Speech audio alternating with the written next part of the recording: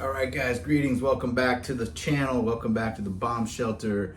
Make sure you like and subscribe. And thanks for you guys that have been liking and subscribing. And, again, I've just been enjoying myself doing it's a little hobby for me. But, I've been playing a lot more too. So this has been inspiring. And so I'd love to know where you guys are at. I know a lot of beginners are on the channel. Everyone's out there. That's the wonderful thing about today's age is you can go and find all kinds of sources of information. And especially if you're already taking lessons and stuff like that to supplement it, it's a great time to be living right now, time we're living in. But anyways, what I wanted to go over today, and I hope I don't come off too like public service announcement-y with this, but or ish or whatever. But this is something that just kind of I was thinking about this when I was with my son. I took him to it wasn't a hockey practice, but he had a chance to go just skate on the ice and get some practice in, and he had all this ice to himself, and I said to him, listen, why don't you set up a bunch of pucks here and just practice your shot over and over and over again, like this one specific shot. He's only 12 or whatever, but I was like, let's get some reps, right? And what's funny is he took like 10 shots, and I could see him visually getting frustrated with himself, because the shots weren't going. And I was thinking to myself, boy, this is hilarious. Like, why are you getting frustrated during practice? That's why you practice. You're here to practice so that, you get some reps in, and then the game time you touch the puck, there's more chance that you're going to get a good shot off and score, etc. But you got to put the time in. You got to take 100 shots, 1,000 shots. Playing music's exactly the same. But I know I went through a phase, and maybe some of you guys go through this phase too, where I had a lot of mental stuff going on while I practiced. And the one that I remember the most, though, was when I was in my late 20s, early 30s or so. But I was kind of I was competitive, like not in a good way, but sort of like I put a lot of pressure on myself. Like I'm like, well, God, I gotta get as good as Jocko Pass. How am I gonna get a good, all these like world-renowned musicians I was comparing myself to. And there's a fine line between being inspired by tremendous musicians and then being sort of disheartened, or putting this pressure on yourself like you have to be that person that good. And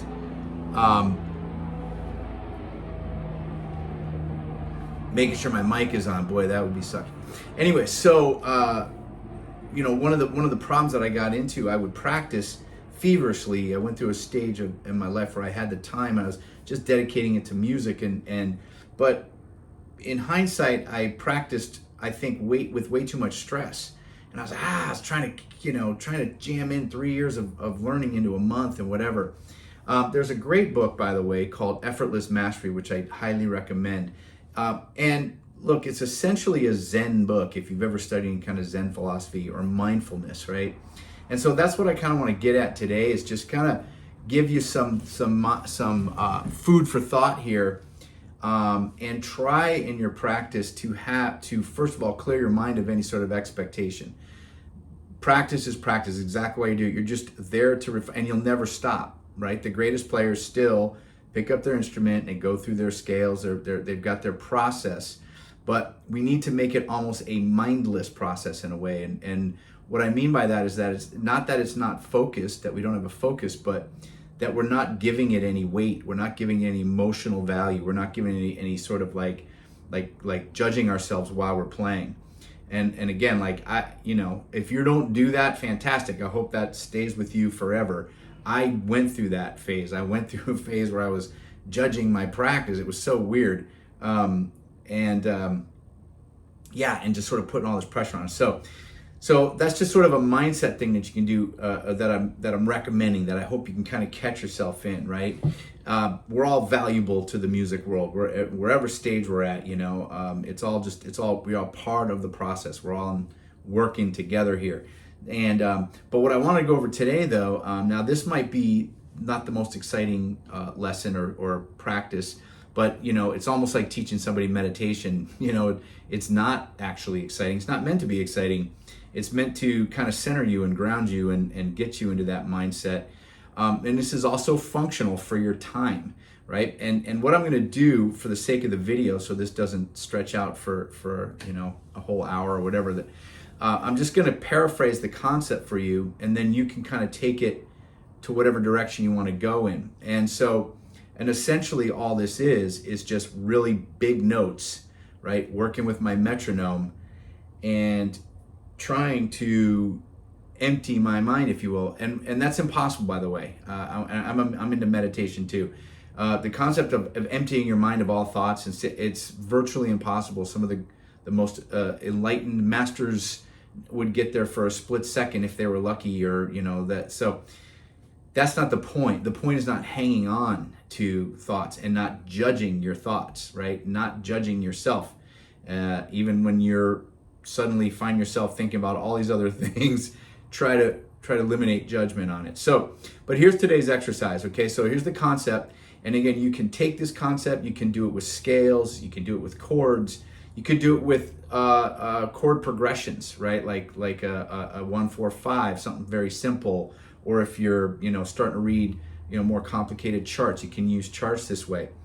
But what I'm going to do is I'm just going to do it with the time, and I'm just going to and just show you what I'm doing. But essentially, all I'm doing here, and you can really stretch this out, but I'm going to just chop this up into a 4-bar measure. So the first concept is simply hitting the 1 at the beginning of the entire 4-bar measure, right? I'll do that twice, and then it's hitting the 1 in the 3rd measure. So 1, 2, 3, 4, 2, 2, 3, 4, 3, 2, 3, 4, 4, 2, 3, 4, 1, right? That's what we're counting. On to 1, hitting the 1 on each 4 measures, etc. So you'll see what I mean. Again, not a complicated thing, or not a nothing groundbreaking here, but could be something that you find valuable and part of your practice. Even if you just give it a minute to kind of center yourself and become, a kung fu master. So here, let me just show you what I'm talking about in case you don't get it, but once you get the idea, you'll see. So there's our metronome. 1, 2, 3, 4. Here we go.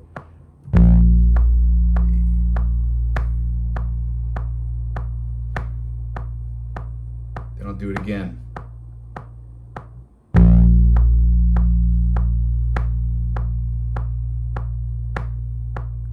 Now 1 and 3, or first measure. 3.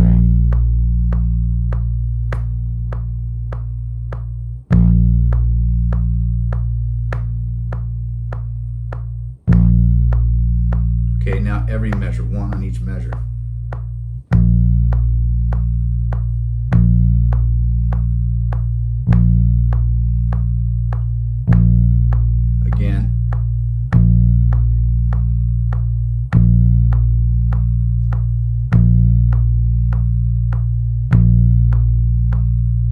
Okay, so let me stop that.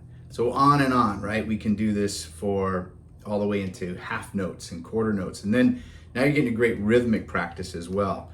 And what I found is when I'm doing this too, it's really, if you're really, again, I'm just, for the sake of the video, I'm kind of shortening this up. You can really get into this because especially when you start getting into your hitting the whole notes, finding yourself like, how can you even fudge that downbeat? Can you play a little bit on top of it, a little bit behind it?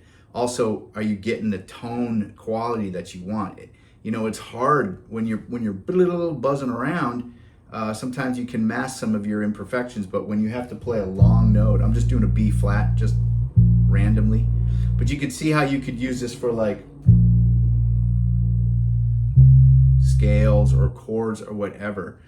But even just that one note I've found to be like, if I really get into it and try to feel the note, right? Just let your mind kind of relax and just enjoy the feeling of the instrument, right? The bass is such a great feeling instrument.